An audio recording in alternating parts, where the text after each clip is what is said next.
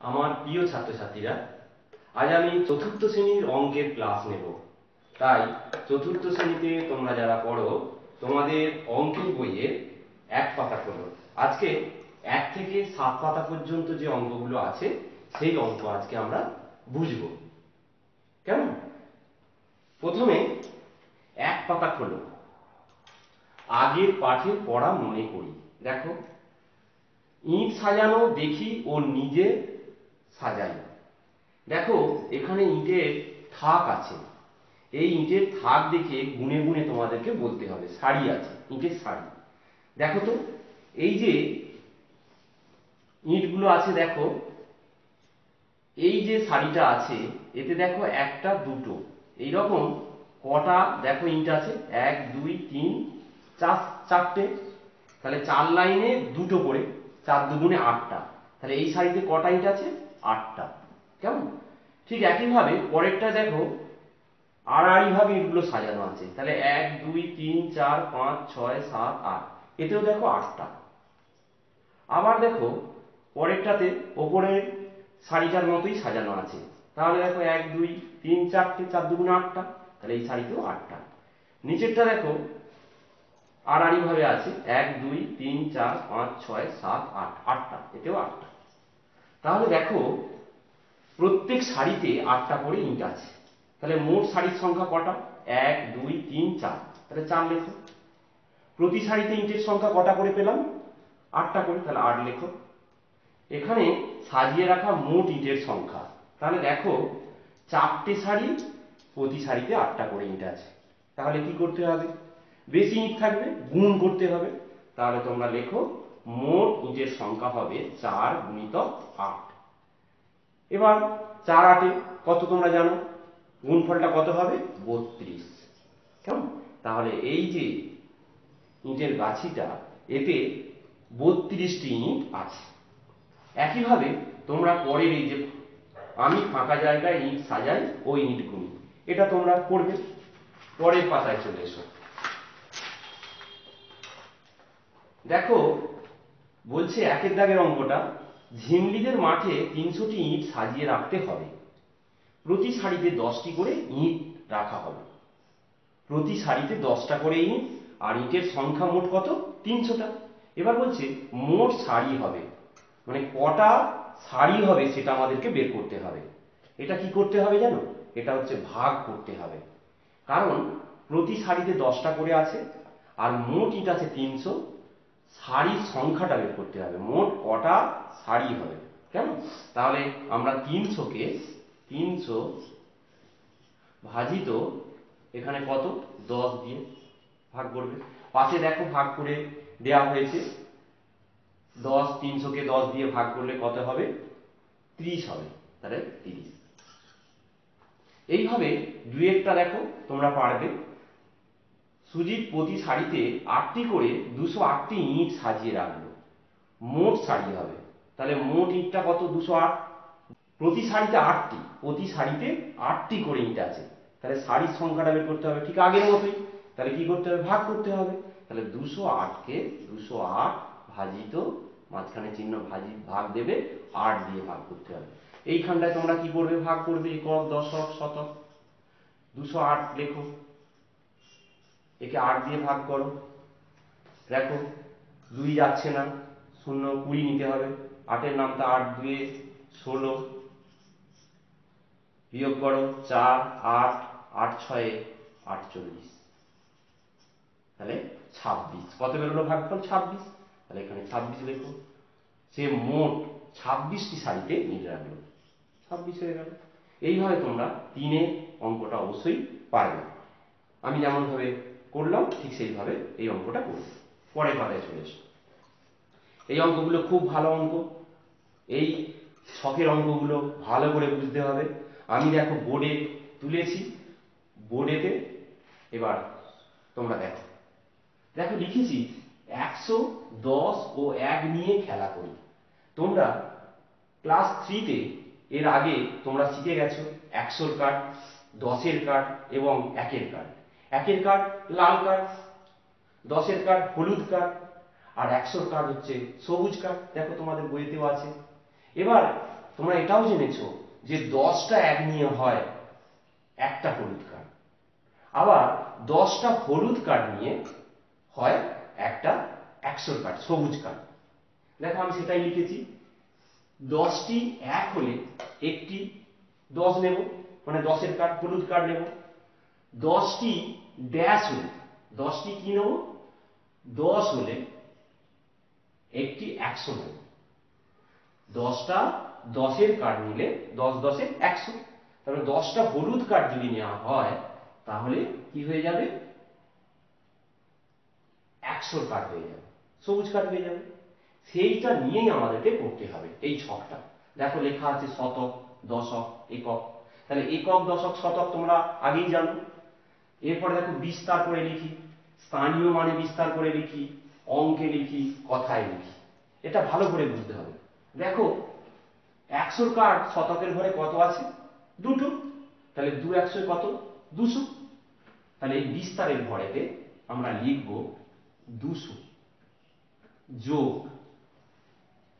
দশকের ঘরে দেখো দুটো 10-এর কার্ড আছে, 2 10-এ কত তোমরা জানো, 20, তাহলে যোগ 20। কেমন? এবার এককের ঘরে দেখো 1-এর কার্ড কত আছে, 1 2 3, তাহলে যোগ 3। কি ব্যাপারটা বুঝতে পারছো?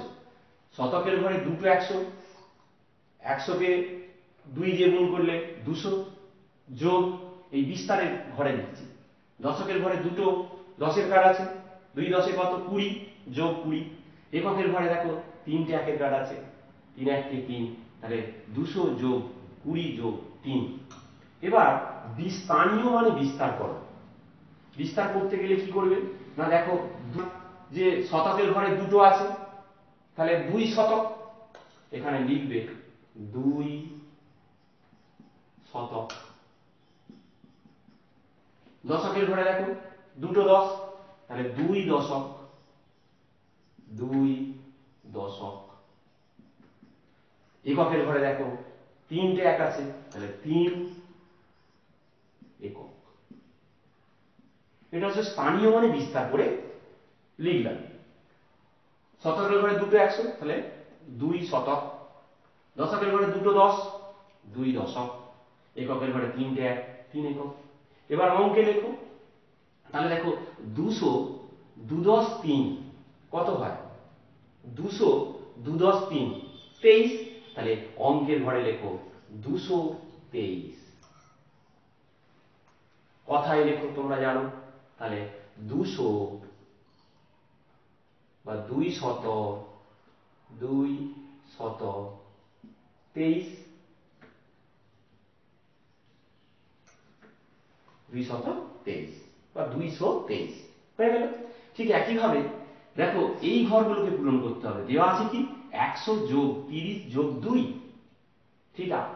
তাহলে দেখো 100-র কার্ড কটা হবে, তাহলে 100 একটাই আছে, তাহলে একটা শতকের ঘরে করো একটা 100 কার্ড, যোগ 30 আছে, তার মানে 10-এর কার্ড কটা, 3 10-এ 30, 3টে হবে, তাহলে এখানে আঁকবে 3টে 10-এর কার্ড, 3টে 10-এর কার্ড আঁকবে, তাহলে 10 লিখে দাও,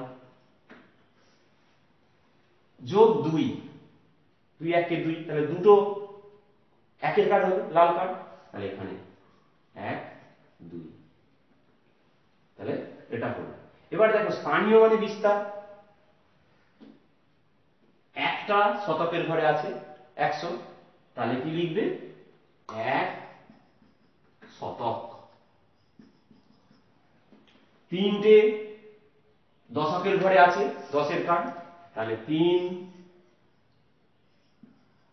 দশক। এককের ঘরে কটা আছে, দুটো 1-এর কার্ড, তাহলে 2 একক। কেমন? এবার অঙ্কে লিখি, অঙ্কে কি হবে দেখো 100 3 10 2, 3 10 2 কত, 32, তাহলে 132, এখানটায় দেখো 132। এবার কথায় লিখে দাও 1 শত বা 100, 1 শতও লিখতে পারো, 1 শত 32, বতয় রকলাসই তালস্য, হয়ে গেল। এইভাবে আবার দেখো এইটা, এটা আবার শুধু দেখো, বাকিগুলো তোমাকে করতে হবে। কি অঙ্কে লেখা আছে 255, 255, তার মানে কটা 100 আছে? দুটো, তাহলে শতকের ঘরে দুটো 100 কাট করে ফেলো। কি 55, 5 10 5, তার মানে 5টা 10, 10-এর কাট কটা আসবে? 5টা, 1 2 3 4 5, 10 লিখে দাও। 5 10 হয়ে গেল 55, 5 10 5, তাহলে এককের ঘরে কটা কাট হবে? 5টা, তাহলে 5টা লাল কার্ড, 1 2 3 4 5, একের কার্ড এগুলো। কি বুঝতে পারছো তো? তাহলে 200, দুটো 100, 5 10, 5টা 10, 5 5টা 1, এখানটায় লিখে দাও।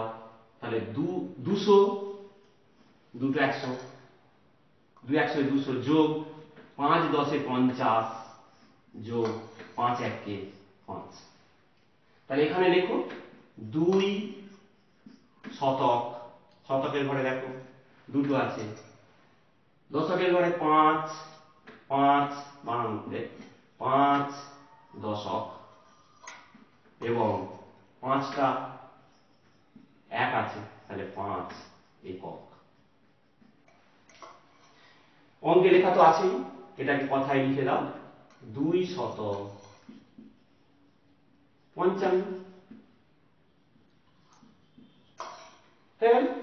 এইভাবে তোমরা দেখো, এবারে কথায় লেখা আছে, বাকিগুলো করে নিতে হবে। 759, 700, তাহলে 759, 5 10 9, এইভাবে বাকিগুলো আমরা করে ফেলতে পারবো। তাহলে এই ছকটা তোমরা অনায়াসেই, এইটা যদি বুঝে থাকতে পারো, এটা যদি তোমরা বুঝে ফেলতে পারো, তাহলে তোমরা এটা সহজ হয়ে গেল, এটা অবশ্যই করে ফেলতে পারবে। এটা করবে। পরের পাতায় চলে এসো। পরের পাতায় দেখো, স্কুল থেকে পিকনিকে যাই। আমাদের স্কুল থেকে 26শে ডিসেম্বর পিকনিকে নিয়ে যাওয়া হবে। আমরা পিকনিকে যাওয়ার তালিকা তৈরি করলাম। প্রথম শ্রেণীতে দেখো 27 জন, দ্বিতীয় শ্রেণীতে 32 জন, তৃতীয় শ্রেণীতে 29 জন, চতুর্থ শ্রেণীতে 35 জন। ড্যাশ শ্রেণীর তুলনায় তৃতীয় শ্রেণীতে বেশি সংখ্যক ছেলেমেয়েরা পিকনিকে যাবে।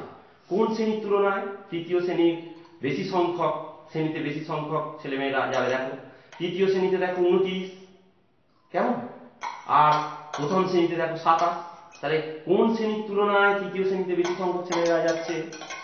প্রথম, তাহলে এখানটা প্রথম লিখবে। হয়ে গেল। এরপরে বলছে আবার দ্বিতীয় শ্রেণীর তুলনায় ড্যাশ শ্রেণীতে বেশি সংখ্যক ছেলেমেয়েরা, দ্বিতীয় শ্রেণীতে দেখো 32, আর চতুর্থ শ্রেণীতে দেখো 35, তাহলে কোন শ্রেণীতে বেশি যাচ্ছে? দ্বিতীয় শ্রেণীর তুলনায় চতুর্থ লিখবে। এইভাবে দেখো 27 আর 29, এর মধ্যে বেশি কোনটা? 27 কম, 29 বেশি, তাহলে তোমরা জানো কোন চিহ্নটা বসবে? বেশি চিহ্ন। 29 বেশি, তাহলে 27 ছোট, তাহলে এখানে 27, অর্থাৎ এই রকম চিহ্নটা বসবে। এই রকম দেখো 29 বড়, 32 আর 35, এর মধ্যে দেখো 32 ছোট, ছোট চিহ্নটা বসবে, 35 বড়, তাহলে ছোট চিহ্ন এই যে আগেরটার মতোই হলো। পিকনিকে সবচেয়ে কম সংখ্যক ছেলে মেয়ে যাবে ড্যাশ শ্রেণী। কোন শ্রেণী? দেখো প্রথম শ্রেণী, 27 আছে, তাহলে প্রথম লিখে দাও। সবচেয়ে বেশি সংখ্যক ছেলে মেয়ে যাবে ড্যাশ শ্রেণী, 35 কাদের? চতুর্থ শ্রেণী, তাহলে চতুর্থ লিখে দাও। তাহলে পেলাম দেখো 35, সব থেকে এখানে বেশি আছে 35, তারপরে কোনটা? 32, তাহলে এখানটা লিখবে 32, তারপরে 29, সব শেষে হবে 27। হয়ে গেল। এইভাবে তোমরা পরেরটাও করে নিতে পারবে। মানের ঊর্ধ্বক্রমে তোমরা জানো, ঊর্ধ্বক্রম মানে কি? ছোট থেকে বড়, আর অধক্রম মানে কি? বড় থেকে ছোট। দেখো আমি একটা সিঁড়ি আঁকছি, এটাতেই পরিষ্কার হয়ে যাবে। দেখো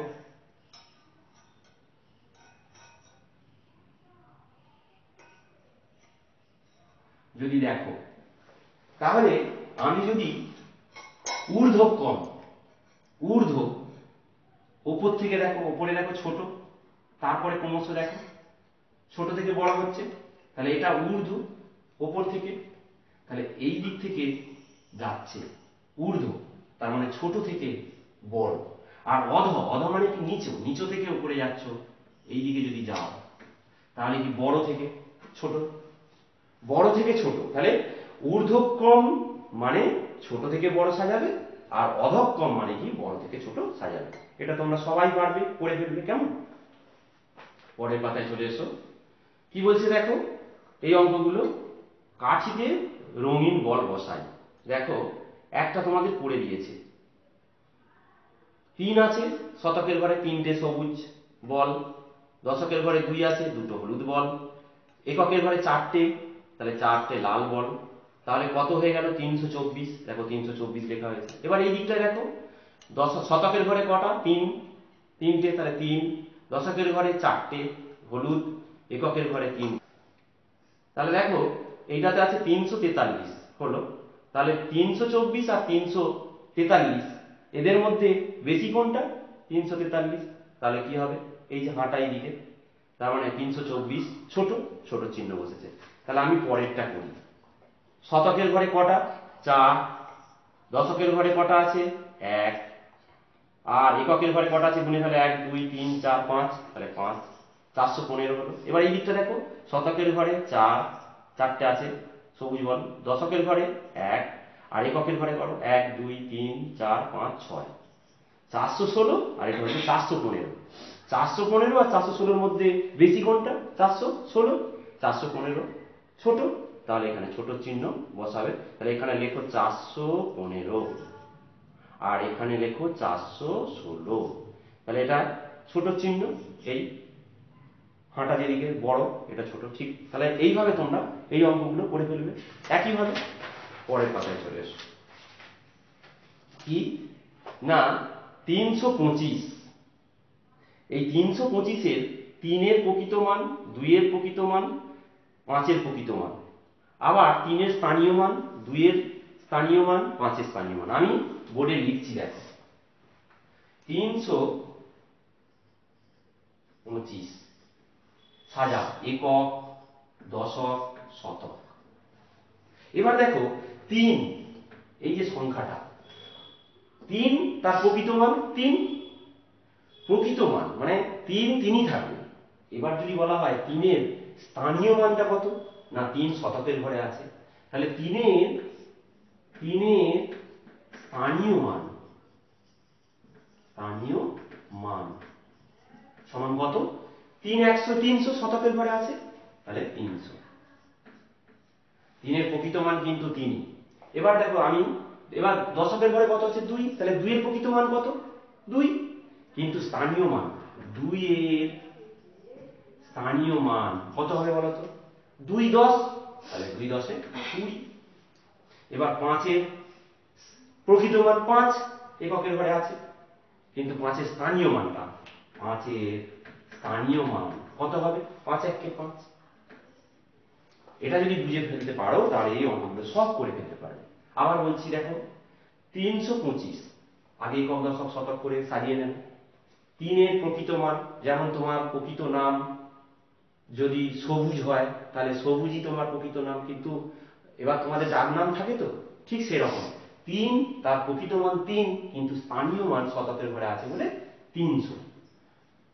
দশকের ঘরে 2 আছে, তাহলে 2-এর প্রকৃত মান 2, কিন্তু 2-এর স্থানীয় মান কত? 2 10 20। আর 5-এর প্রকৃত মান 5, কিন্তু 5-এর স্থানীয়টা কোথায়, কোন স্থানে আছে? একক, তাহলে 5 1 কে 5। এইভাবে এইগুলো করে ফেলবে। লাস্ট 7 পাতা, খুব ভালো। এটা আমি একটা দেখিয়ে দেবো, দিলেই তোমরা পেরে যাবে। 2 4 7 এই দিয়ে আমাদেরকে কি করতে হবে? সংখ্যা গঠন করতে হবে। দেখো 4 শতকের ঘরে, শতকের ঘরে ভালো করে দেখো, আগে সাজাও, একক, দশক, শতক। সংখ্যাটা কি? 2 4 আর 7। ভালো করে বোঝার চেষ্টা করো, দেখতে পাচ্ছ তো? দেখো তাহলে বলছে শতকের ঘরে 4, তাহলে শতকের ঘরে 4 বসিয়ে দাও। এবার বাকি দুটো সংখ্যা 2 আর 7, মনে করো দশকের ঘরে যদি 2 বসাই, 7কে তাহলে এককের ঘরে বসাবো। আবার দেখো শতকের ঘরে 4 রাখো, ওই দুটো সংখ্যা 2 আর 7 এদের মধ্যে স্থান পরিবর্তন করে দাও, 7কে দশকের ঘরে নিয়ে চলে এসো, আর দশকের ঘরে 2 যে ছিল এককের ঘরে নিয়ে চলে যাও। তাহলে দুটো করে সংখ্যা পাচ্ছি না? দেখো 427 হলো, আর একটা হলো 472।